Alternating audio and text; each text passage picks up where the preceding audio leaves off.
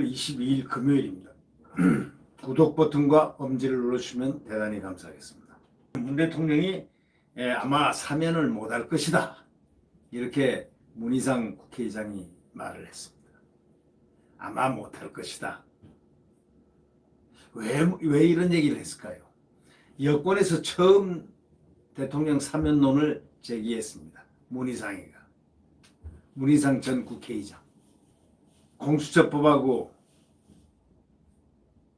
선거법을 갖다가 맞받고 먹은 그런 야당을 배제시킨 상태에서 무조건하고 강행 통과시킨 문희상, 아주 안 좋은 국회의장으로 역사에 남을 사람인데, 이분이 오래간만에 아주 좋은 말을 했습니다.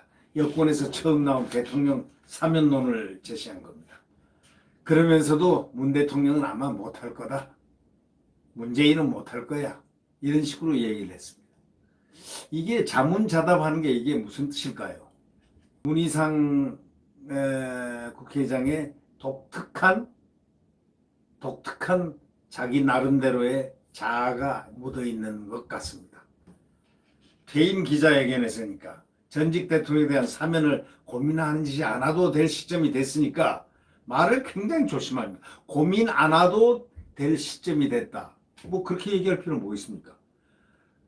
전직 대통령에 대한 사면을 해야 될 시간이 되었다, 이렇게 얘기하면 되는 거지, 고민하지 않아도 될 시점이 됐다. 그래도 그나마 반듯하게 얘기를 제시하는 거 보니까 역시 정치를 오래 한 분은 다릅니다. 노련합니다. 이 문 의장은 오전 국회 그 사랑제에서 진행된 회견을 했습니다. 그런데 갑자기 거기서 문재인 대통령의 남은 임기 2년간 국정운영 방향은 어느 때야 하는가 하는 질문에, 운영 방향이 어때야 되겠는가 하는 기자들의 질문에 만약에 건의할 용기가 있다고 한다면 과감하게 통합의 방향으로 전환해라, 이렇게 얘기해야 한다고 생각한다는 겁니다. 그 중에는 물론 전직 대통령에 대한 상당한 고민이 있어야 된다, 이렇게 말했습니다. 이분은 굉장히 간접하고 굉장히 조심하고 아마 문재인 대통령이 겁이 나는 모양입니다. 이 국민들은 겁을 안 내는데 아마 그 정치권에 있는 민주당계 또는 민주당에 의해서 이렇게 국회의장이 된 이런 분들은 겁이 많이 나는 모양이죠. 국민들은 겁 안 내요, 문재인 대통령. 왜? 주권자니까 겁 안 냅니다. 권력을 쥐었다 해도 겁 안 내요. 겁내는 분들 그렇게 많지 않습니다. 집권 여당 사람들이 제일 겁을 내죠. 네. 이렇게 말을 갖다가 빙빙 돌려가지고 한 겁니다. 네? 전직 대통령에 대한 상당한 고민이 있어야 한다. 고민이 있어야 한다. 그래도 그 물꼬를 잘 터줬습니다. 사면을 의미하는 것이냐라는 질문에 사면을 고민하지 않아도 될 시점이 됐다. 아주 말이 좋죠. 이제 사면에 대해서 고민 안 해도 된다. 사면하면 이 박근혜라든가 이명박이 나와가지고 저항운동도 펼치고 등등등등 정치권의 변형을 일으킬 수 있는 여러 가지 함수가 있다라고 생각했던 그러한 부분에 대해서 이제 180석 받았으니까 고민하지 않아도 될 시점이 됐다, 이런 뜻 아니겠습니까? 저는 그렇게 생각하는데요. 네, 고민하지 않아도 됩니다. 고민할 필요도 없죠. 뭐 180석 받았는데 뭘 고민하겠습니까? 그런 뜻이에요, 지금 여기 전직 대통령에 대한. 그럼에도 불구하고 이 사면이란 얘기를 여기 집권당 측에서 최초로 꺼냈습니다. 그런 의미에서 문 의장의 귀거래사, 퇴임사는 상당히 의미가 있다고 생각합니다. 모든 지도자가 초장에는 적폐청산을 갖고 시작하는데 그게 지루해진다 말이에요. 지루해진다. 아주 말 잘했네요. 적폐청산만 주장하면 정치 보복 연장이라는 세력이 늘어나고 개혁 동력을 상실하는 것을 주의해야 한다 하고 지금 경고를 했습니다. 이 경고는 상당히 중요한 말입니다. 지금 180석을 얻어가지고 그냥 윤미향이도 감싸고 한명숙이 죄를 받아서 이미 복역 끝난 대법원까지 심판한 그 사람을 또 구하려고 달려들고, 지금 이거 하는 짓은 말이죠, 아주 안 좋은 짓입니다. 그 행위라는 거는 법치를 파괴하는 행위입니다. 180석 공룡 여당을 만들었다고 눈에 보이는 게 없이 무소불위로 난도질하는 거하고 뭐가 다릅니까?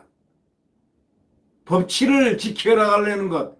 그래서 제가 처음에 얘기를 했습니다. 승리할 때 좀 겸손하라고.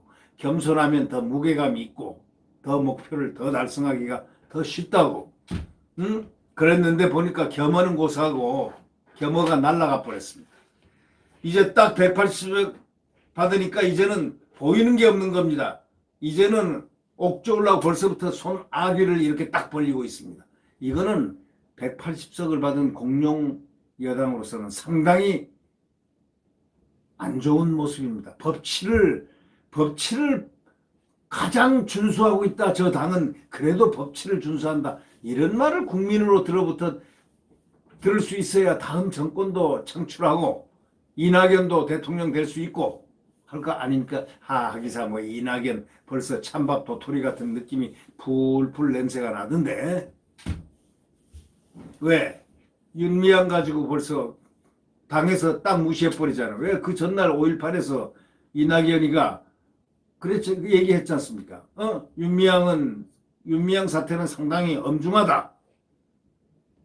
이걸 그냥 가벼이 봐서는 안 된다. 이렇게 얘기했는데 이해찬 그 다음날 별거 아니야 하는 식으로 딱 김태년도 별거 아니야 하는 식으로 윤미향은 지금 국민이 뽑아준 대통령 아니냐 이렇게 옹호를 했습니다.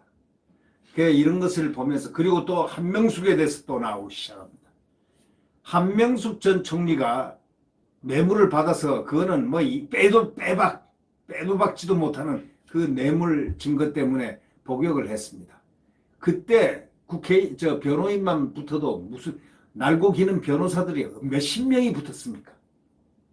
그래서 3심까지 했습니다. 아니 뇌물 받은 그 수표가 수표 몇 억짜리가 그 자기 동생 한명숙 동생 전세금에 거기 들어갔다는 거 아닙니까?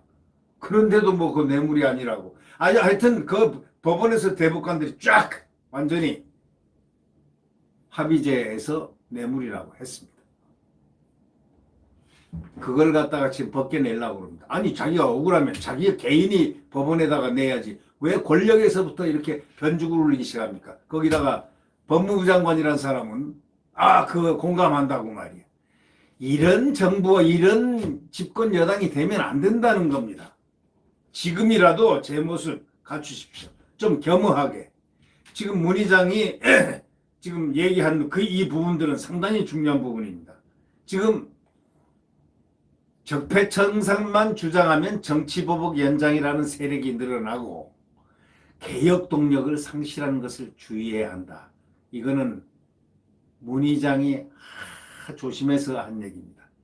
판단은 대통령 권한이지만 그분 문재인 대통령 성격을 미뤄 짐작할 때 아마 사면은 못할걸요? 못할 거라 생각합니다. 이렇게 얘기했습니다. 여하튼 여권 인사들 가운데서 이명박 박 대통령에 대한 사면에 대해 공개적으로 언급한 것은 문 의장이 처음인 건 사실입니다. 죄 없는 전직 대통령들이 들어가 있다고들 국민들이 거의 생각하는 사람들이 많다는 사실을 이 정부는 알아두시기 바랍니다.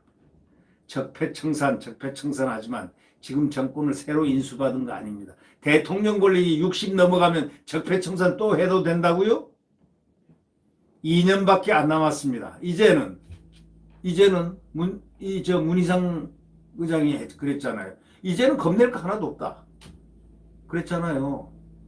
이제는 신경 쓸 거 없다.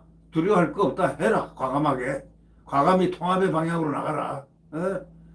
건의할 용기가 있다고 한다면 과감하게 통합의 방향으로 전환해라. 이렇게 했거든요. 물론 전직 대통령에 대한 상당한 고민이 있어야 한다. 벌써 이거는 사면해라. 그런 얘기입니다. 사면 의미라는 것이냐라는 그런 질문에 사면을 고민하지 않아도 될 시점이 됐다는 것입니다. 이제는 두려워하지도 않아도 된다. 대통령을 두려워해서는 안 된다. 국민이 왜 대통령을 두려워합니까? 여권에서 하여튼 처음 나온 대통령 사면론 문의상 마지막 기거래사에서 이분은 그래도 민주적 감각, 정치적 감각을 내보였습니다. 그런 의미에서 상당한 의미를 부여했다 이렇게 생각합니다. 네. 구독 버튼과 엄지를 눌러주시면 감사하겠습니다.